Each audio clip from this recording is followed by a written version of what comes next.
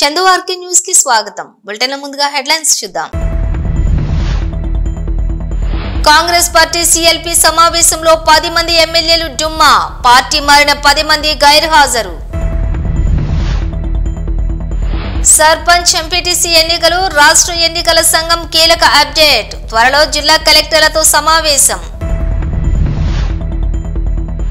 AP CM చంద్రబాబుపై జగన్ ఆగ్రహం, బాబు surety మోసం గ్యారంటీ అని ఎద్దేవా, అప్పుల్లో కూటమి ప్రభుత్వం రికార్డ్. ఏపీ మహిళల కోసం ఉపాసన కీలక నిర్ణయం, తన తాత పుట్టినరోజు నాడే కీలక ప్రకటన, పిఠాపురం నియోజకవర్గం నుంచే ప్రారంభం. కాంగ్రెస్ పార్టీ సిఎల్పి సమావేశానికి ఆ ఎమ్మెల్యేలు డుమ్మా. కారణం అదేనా? తెలంగాణ ముఖ్యమంత్రి రేవంత్ రెడ్డి అధ్యక్షతన జరుగుతున్న సిఎల్పి సమావేశం కొనసాగుతోంది. హైదరాబాద్ లోని మర్రి చెన్నారెడ్డి మానవ వనరుల అభివృద్ధి కేంద్రంలో సమావేశం జరుగుతూ ఉండగా బీసీ కులగణన, ఎస్సీ వర్గీకరణ, స్థానిక సంస్థల ఎన్నికల్లో కార్యాచరణపై చర్చిస్తున్నారు. సమావేశానికి 64 మంది కాంగ్రెస్ ఎమ్మెల్యేలు హాజరయ్యారు. బీసీ కులగణన, ఎస్సీ వర్గీకరణ రెండూ కూడా చారిత్రాత్మక నిర్ణయాలని, వాటిని ప్రజల్లోకి తీసుకెళ్లాలని సీఎం రేవంత్ రెడ్డి ఆదేశించారు. ఆ రెండు భారీ బహిరంగ సభలు పెట్టాలని నిర్ణయించారు. ఉత్తర తెలంగాణలో బీసీ కులగణన సభ, ఉమ్మడి నల్గొండ జిల్లాలో ఎస్సీ వర్గీకరణ సభలకు ప్లాన్ చేస్తున్నారు. ఈ సభలకు పార్టీ జాతీయ అధ్యక్షులు మల్లికార్జున ఖర్గే, అగ్రనేత రాహుల్ గాంధీలను ఆహ్వానించాలని నిర్ణయం తీసుకున్నారు. కాగా ఈ సమావేశానికి పార్టీ మారిన 10 మంది ఎమ్మెల్యేలు డుమ్మా కొట్టారు. సిఎల్పి సమావేశానికి రావాలని ఆహ్వానం పంపినా వారు వెళ్లలేదు. చివరి నిమిషంలో సిఎల్పి మీటింగ్ కు గైర్హాజరయ్యారు. ఫిరాయింపుల కేసు ప్రస్తుతం సుప్రీంకోర్టు పరిధిలో ఉంది. 2 రోజుల క్రితం అసెంబ్లీ కార్యదర్శి వారికి నోటీసులు కూడా జారీ చేశారు. ఈ నేపథ్యంలోనే సిఎల్పి సమావేశానికి హాజరైతే చిక్కులు ఎదుర్కోవాల్సి వస్తుందని చివరి నిమిషంలో గైర్హాజరైనట్లుగా తెలుస్తోంది. ఈ మీటింగ్ కు అటెండ్ అయితే బీఆర్ఎస్ పార్టీకి ఛాన్స్ ఇచ్చినట్లు అవుతుందని, ఫిరాయింపులకు పాల్పడినట్లు సుప్రీంకోర్టుకు సంకేతాలు వెళ్తాయనే కారణంతో ఈ నిర్ణయం తీసుకున్నట్లుగా సమాచారం.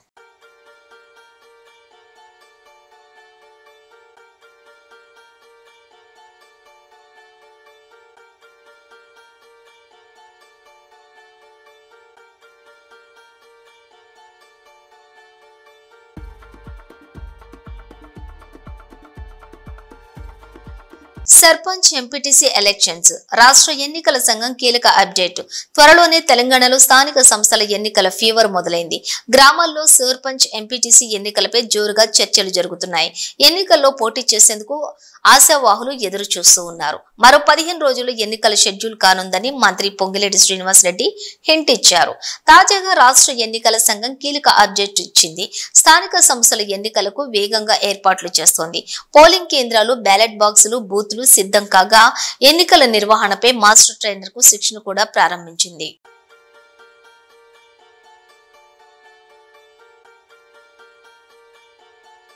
ఎన్నికలప్పుడు నేను మొత్తుకున్నా వినలేదు, పొరపాటు పడ్డారు, ఆ డబ్బులెక్కడ? వైఎస్ జగన్ బాబు ష్యూరిటీ భవిష్యత్ గ్యారంటీ కాస్త 9 నెలల తర్వాత బాబు ష్యూరిటీ మోసం గ్యారంటీగా మారిందని ఎద్దేవా చేశారు మాజీ ముఖ్యమంత్రి వైఎస్ఆర్సీపీ అధినేత వైఎస్ జగన్. ఈ 9 నెలల్లో కూటమి ప్రభుత్వం అప్పుల్లో రికార్డు బద్దలు కొట్టిందని, ఏకంగా 80,000 కోట్లు అప్పు తెచ్చిందని, అమరావతి నిర్మాణం పేరుతో మరో 52,000 కోట్లు అప్పులు చేయబోతుందని ధ్వజమెత్తారు. ఈ 9 నెలల కాలంలో మొత్తం అప్పులు 1.45 లక్షల కోట్లకు పైన ఉందని విమర్శించారు. రాష్ట్రంలో ఏ పథకాలు అమలు చేయటం లేదని, అలాంటప్పుడు 1.45 లక్షల కోట్లు ఎవరి జేబులోకి వెళ్తున్నాయని ప్రశ్నించారు. విజయవాడ లాంటి కార్పొరేషన్లో కూడా 49 స్థానాలు మనం అప్పట్లో గెలిస్తే తెలుగుదేశం పార్టీ కూటమి వీళ్ళకు వచ్చిన స్థానాలు 14, కమ్యూనిస్టులకు వచ్చింది 1. ఈ 49 స్థానాలకు మనం గెలిస్తే 64 గాను, వాళ్ళకు కేవలం 14 స్థానాలు ఉన్నప్పటికీ ఎన్నికలు అయిపోయిన తర్వాత రోజు నుంచి రకరకాల భయాలు, రకరకాల ప్రలోభాలు అదే పనిగా పెడుతూ ఒక 11 మందిని మాత్రం భయపెట్టో ప్రలోభాలు పెట్టో తీసుకోవడం జరిగింది. అయినప్పటికీ 38 మంది నిఠారుగా నిలబడ్డారు అని చెప్పడానికి గర్వపడతాను. ఎందుకు ఈ మాట చెప్తా ఉన్నాను అని అంటే దానికి కారణం కూడా ఒకటే. ఇన్ఫ్యాక్ట్ ఏ కార్పొరేషన్ చూసుకున్నా, ఏ మున్సిపాలిటీ చూసుకున్నా, రాష్ట్రంలో ఉన్న ఏ జెడ్పీటీసీ పరిధిలో ఉన్న ఏ మండలం తీసుకున్నా, అటు ఎంపీపీలైనా కానీ, అటు జెడ్పీటీసీలైనా కానీ, సర్పంచ్లైనా కూడా, ఏది తీసుకున్నా కూడా ఎన్నికలు అయిపోయిన తర్వాత 3 సంవత్సరాల తర్వాత లోకల్ బాడీ ఎన్నికలు జరిగితే అటువంటి ఎన్నికల్లో ఈ రకమైన రిజల్ట్స్తో రాష్ట్రమంతా క్లీన్ స్వీప్ చేసిన పరిస్థితి వైఎస్ఆర్సీపీ ప్రభుత్వం, మన ప్రభుత్వం. ఎన్నికలప్పుడు ఏదైతే మాట చెప్పాడో ఆ రోజేమో మేము చెయ్యకపోతే మా కాలర్ పట్టుకోండి అని అన్నాడు. మరి ఈరోజు ప్రజలు కాలర్ పట్టుకుంటారేమో అని చెప్పి భయపడి రెడ్ బుక్ రాజ్యాంగం నడుపుతూ ఉన్నారు. ఈరోజు ఏమంటా ఉన్నారు? ఎన్నికలు అయిపోయిన 9 నెలల తర్వాత ఈరోజు ఏమంటా ఉన్నారు? సంపద సృష్టించడం ఎట్టనో నా చెవిలో చెప్తే నేను తెలుసుకుంటాను అంటున్నాను. వాస్తవాలు. ఇదే మాటలు ఎన్నికలకు ముందు నేను చెప్పా. చంద్రబాబు నాయుడు నమ్మడం అంటే చంద్రముఖిని నిద్ర లేపడమే అని. ఇదే మాటలు నేను ఎన్నికలప్పుడు చెప్పిన. చంద్రబాబు నాయుడు నమ్మడం అంటే పులి నోట్లో తలబెట్టడమే అని చెప్పి ఇదే మాటలే నేను చెప్పా. మేనిఫెస్టో ప్రజెంటేషన్ చేసేటప్పుడు ఇక్కడ ఇలా నిలచుని ఇలా మేనిఫెస్టోని ఇలా చూపించా. మన మేనిఫెస్టోని ఇలా చూపిస్తూ వాళ్ళు చెప్పిన మేనిఫెస్టో హామీలను కూడా ఇలానే చూపిస్తూ చెప్పా. ఇది సాధ్యమయ్యేటి కాదయ్యా చంద్రబాబు నాయుడు చెప్పేటివి. రాష్ట్రానికి సంబంధించిన బడ్జెట్ ఇది, మనం చేస్తూ ఉన్న బట్టలు నొక్కే కార్యక్రమం ఇది, దీనికే ఇంత డబ్బు ఖర్చు అవుతుంది. మరి చంద్రబాబు నాయుడు ఏమో 1,72,000 కోట్లు సంవత్సరానికి అయ్యే ప్రతిపాదనలు ఆయన చెప్తా ఉన్నాడు. సూపర్ 6లు మోసము, సూపర్ 7లు మోసము అని చెప్పి చెబుతూ మనమేం చేయగలుగుతాము అన్నది కూడా ప్రజలకు అర్థమయ్యేట్టుగా కూడా మేనిఫెస్టో సందర్భంగా కూడా చెప్పడం జరిగింది. ఏపీలో మహిళల కోసం రామ్ చరణ్ సతీమణి ఉపాసన గొప్ప నిర్ణయం. పిఠాపురం నుంచే ప్రారంభం. ఆంధ్రప్రదేశ్ లో గొప్ప కార్యక్రమానికి శ్రీకారం చుట్టారు. టాలీవుడ్ హీరో రామ్ చరణ్ సతీమణి ఉపాసన తన తాత పుట్టినరోజు సందర్భంగా పెద్ద మనసుతో కీలక ప్రకటన చేశారు. రామ్ చరణ్ బాబాయి AP deputy CM Pawan Kalyan ప్రాతినిధ్యం వహిస్తున్న పిఠాపురం నియోజకవర్గం నుంచి ఈ కార్యక్రమానికి శ్రీకారం చుట్టబోతున్నట్లు ప్రకటించారు. అపోలో సంస్థల ఉపాధ్యక్షురాలి హోదాలో ఉపాసన తన తాత అపోలో హాస్పిటల్స్ అధినేత ప్రతాప్ రెడ్డి పుట్టినరోజు సందర్భంగా ఈ కీలక నిర్ణయం తీసుకున్నారు. ఆంధ్రప్రదేశ్ లో మహిళా శిశు సంక్షేమం కోసం ప్రత్యేక కార్యక్రమానికి శ్రీకారం చుట్టబోతున్నట్లు తాత ప్రతాప్ రెడ్డి పుట్టినరోజు సందర్భంగా ట్వీట్ చేశారు. చెరువుగట్టులో మహిళపై చేయి చేసుకున్న ఎస్ఐ. నల్గొండ చెరువుగట్టు బ్రహ్మోత్సవాల్లోని మహిళలపై దురుసుగా ప్రవర్తిస్తూ చేయి చేసుకున్న నల్గొండ రూరల్ ఎస్ఐ సైదాబాబు.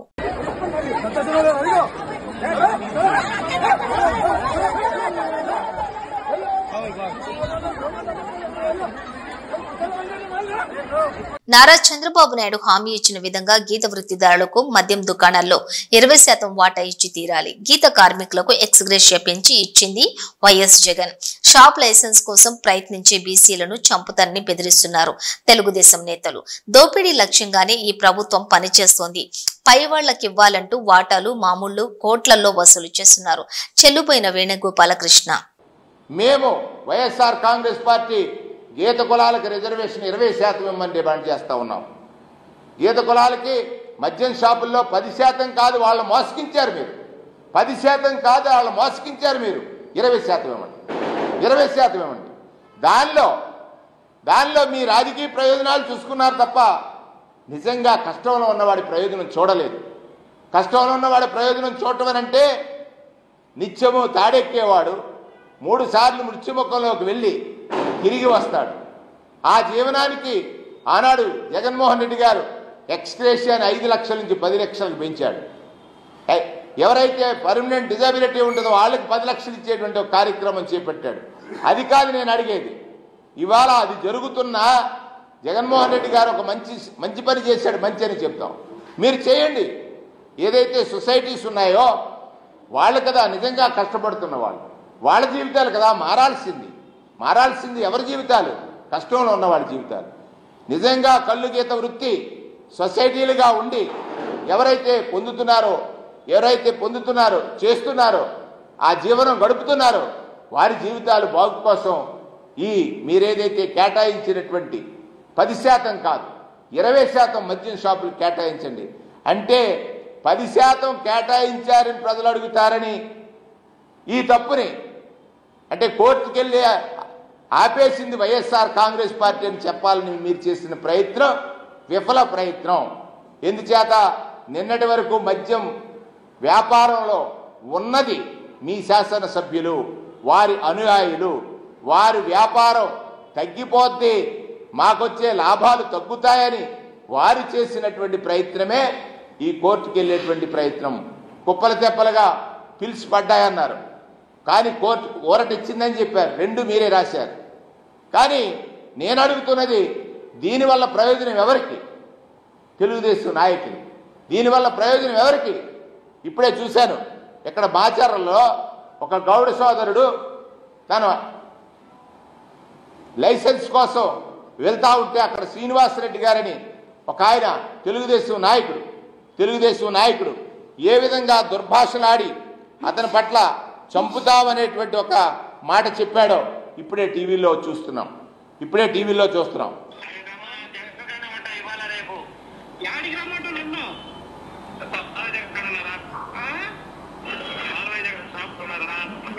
వచ్చి నీ కాడికి రా ఉంటే నీకు చదువుతురా అర్థమైందిరా నాకు నా పవర్ ఏదో చూపిస్తారా నీ పవర్ అయితే నీకు అన్నీ వస్తున్నాను వారి పవర్ వాళ్ళకి అన్నీ రా నువ్వు మాట్లాడతారా మాకు మాట్లాడే దొరుకుతుంది నిన్ను మాట్లాడతారా మాకు ఖచ్చితంగా సంతం 2 రోజులు కనబడితే ఎక్కడ కనబడతా సరే ఎక్కడో కనపడుతూ ఉంటా పండు కానీ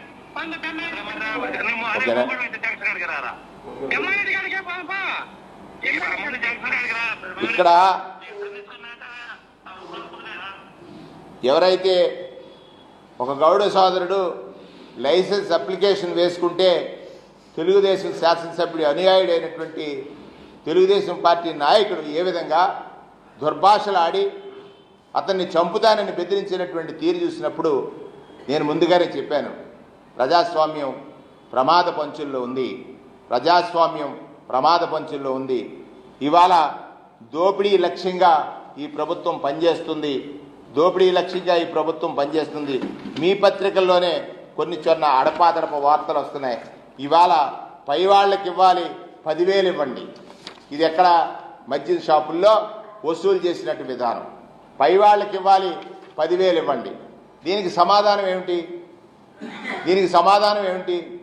మద్యం వ్యాపారంలో మీరు మీ అనుయాయులు మొదటి నుంచి కూడా షాపులకు లైసెన్సులు వేసే క్రమం నుంచి షాపులు ఎక్కడైనా వాళ్ళు పెట్టుకోవాలనుకున్నప్పుడు మీ శాసనసభ్యుడి దగ్గర అనుమతి పొందాలి, శాసనసభ్యుడికి వాటాలు ఇవ్వాలి, వాటాలు కాకుండా ఇప్పుడు మామూళ్ళు ఇవ్వాలి.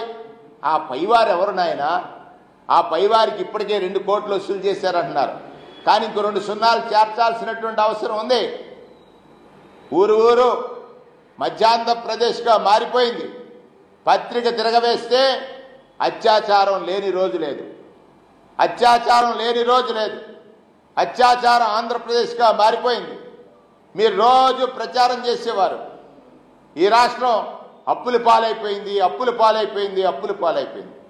మీరు వచ్చిన సంవత్సర కాలంలో 1,25,000 కోట్ల రూపాయలు అప్పులు చేశారు. అంటే మీరు చెప్పినవన్నీ శ్రీరంగ నీతిలే కదా. ఆదాయం పెంచుతానన్నారు, సంపదను సృష్టించలేదు. సంపన్న వర్గాల చేత బలహీన వర్గాల్ని బాధిస్తున్నారు. మాజీ మంత్రి కర్ణాటకలోని విజయనగరం జిల్లాలోని ఘోర ప్రమాదం. అతి వేగంతో వచ్చినటువంటి ట్రక్ తిమ్లాపుర టోల్ బూత్ వద్ద పండ్ల లోడుతోటి వెళ్తున్నటువంటి మినీ వ్యాన్ ను ఢీకొట్టింది. ఈ ఘటనలో డ్రైవర్ మరణించగా మరొకరికి గాయాలయ్యాయి.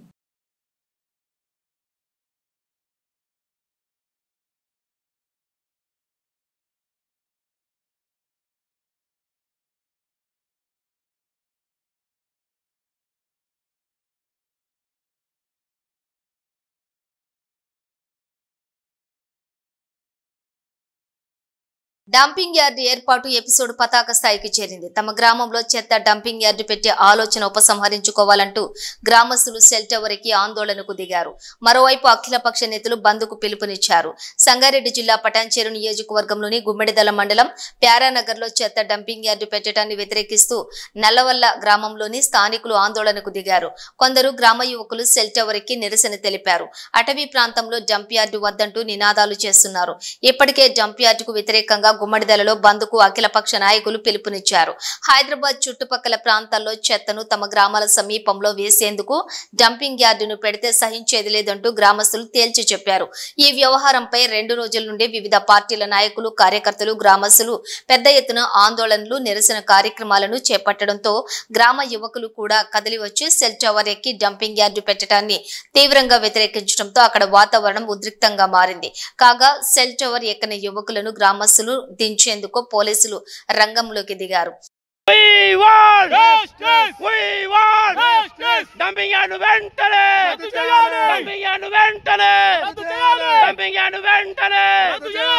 ఈరోజు మరి ఈ పచ్చని అడవి తల్లిలో అడవి బిడ్డలాగా బతుకుతున్న మాకు మరి డంపింగ్ యార్డ్ అనే శని దాపరమైంది. మరి శని పోవాలంటే మా ప్రాణాలను పెట్టి మా భవిష్యత్ తరాలను కాపాడుకుంటాం. జిహెచ్ఎంసీ అధికారులు ఏదైతే చెప్తున్నారు ఏం కాదని చెప్తున్నారు. మరి మీ దగ్గర పెట్టుకోండి డంపింగ్ యార్డ్ ఏం కాదంటారు కదా. మరి పట్టణంలో పెట్టుకోండి. కోకపేటలో ఉన్న భూములను, పనికిరాని భూములను 100 కోట్లకు అమ్ముకుంటున్నారు మీరు ఈరోజు. మరి ఎందుకు డంపింగ్ యార్డ్ పెడతారా? ప్లేసులు లేవా అంటే మా అడవి బిడ్డలమైన మేము ప్రశాంతంగా బతుకుతున్నాం. మీద ఎవరికి ఎంత సంపాదన ఉంటే ఉన్న దానిలో దొరుకొని మా గ్రామంలో వ్యవసాయం చేసుకొని మరి మేము పొట్ట పోషిస్తున్నాం. ఇవాళ మీ కడుపు కూడా నిండుతున్నది. మేమందరం కూరగాయలు పండించి హైదరాబాద్కి ఎక్స్పోర్ట్ చేస్తున్నాం. మరి మా వల్లనే కదా మీరు ఈరోజు బతుకుతుంది. మరి మేము రైతులం, మా వ్యవసాయం ఏమవుతుంది? మేము వ్యవసాయం ఆపేస్తే మరి మీ బతుకులు ఏమవుతాయి? అది కూడా చూసుకోండి. మరి ఇక్కడ ఉన్న తక్కువ భూములు, అందులో మేము చాలా బతుకుతూ మరి ఏదో ఈ చిన్న పల్లెటూరులో బతుకుతున్నాం. కనీసం ఈ పల్లెటూరులో కూడా బతకకుండా చేస్తున్నారు మీరు. కాబట్టి ఈ డంపింగ్ యార్డ్ను వెంటనే రద్దు చేయాలని కోరుతున్నాం. మరి ఈ పచ్చని ప్రకృతిని కాపాడాలి. ప్రకృతి ప్రేమికులు లేరా? అటవీ శాఖ అధికారులు ఏం చేస్తున్నారు? రైతు 1 ఇంచు భూమి దున్నుకుంటే వాడిని అష్ట కష్టాలు పెట్టి మరి వాడిని టార్చర్ పెడుతున్నారు. ఏదో ఒక చెట్టు అవసరాన్ని కొడితే కూడా టార్చర్ పెడుతున్నారు. అలాంటి అధికారులు ఈరోజు 100 ఎకరాల భూమి మీ అడవి మధ్యలోనే ఉంది. మరి మీకు కాలుష్యం అయితే లేదా? రోడ్డు మీద ఒక ప్లాస్టిక్ చెత్త వాడనియరు మీరు. రోజు చెత్త మనుషుల్ని పెట్టి మీ రోడ్డు పక్కన చెత్త ఎరేపిస్తున్న అడవి శాఖ అధికారులు మరి ఈరోజు హైదరాబాద్లో డంపింగ్ యార్డు, ఇంత పెద్ద డంపింగ్ యార్డు 150 ఎకరాలు పడుతుంటే మీరు ఏం చేస్తున్నారు? అడవి శాఖ అధికారులు ఎందుకు నిద్రపోతున్నారు? మీరెందుకు వ్యతిరేకిస్తలేరు? ఇది ప్రభుత్వం మనం వ్యతిరేకించాలి. ఈ డంపింగ్ యార్డును పడకుండా మేము చూస్తామని. ఒకవేళ మీరు ఇట్లానే మొండి వైఖరి చేస్తే మేము మా ముగ్గురి ప్రాణాలను కూడా లెక్క చేయం. మా ఆత్మహత్య కారణం ఈ ప్రభుత్వం అవుతుంది, ఆ జిహెచ్ఎంసీ అధికారులది. మరి డంపింగ్ యార్డ్ ఆపాల్సిన అవసరం ఎంతైనా ఉంది. ఆపాలి.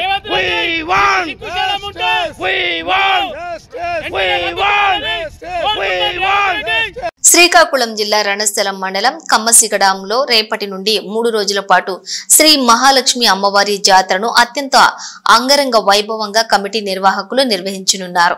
ఈ జాతరకు ఉత్తరాంధ్ర పాటు ఇతర ప్రాంతాల నుండి భారీ సంఖ్యలో భక్తులు వచ్చి అమ్మవారిని దర్శించుకుంటారని ఆలయ కమిటీ సభ్యులు వెల్లడించారు. ఈ ఏర్పాట్లన్నీ కూడా ఎచ్చెర్ల ఎమ్మెల్యే ఎన్ ఈశ్వరరావు సమక్షంలో జరగనున్నట్లు నిర్వాహకులు తెలిపారు. ఈ జాతరకు విచ్చేయుచున్న భక్తులకు అన్ని విధాలుగా ఏర్పాట్లు సిద్ధం చేశారు. ఎటువంటి అవాంఛనీయ సంఘటనలు జరగకుండా పోలీసులు ఇప్పటికే భారీ బందోబస్తు ఏర్పాటు చేసినట్లు జేఆర్ పురం సిఐ అవతారం తెలిపారు. భక్తుల రాకపోకలకు అలాగే వాహనాలు నిలిపేందుకు పార్కింగ్ స్థలాలు కూడా కేటాయించినట్లు ఆయన తెలిపారు. అలాగే ఆకతాయిలకు అరికట్టేందుకు ఇప్పటికే డ్రోన్లతో పర్యవేక్షించనున్నామన్నారు.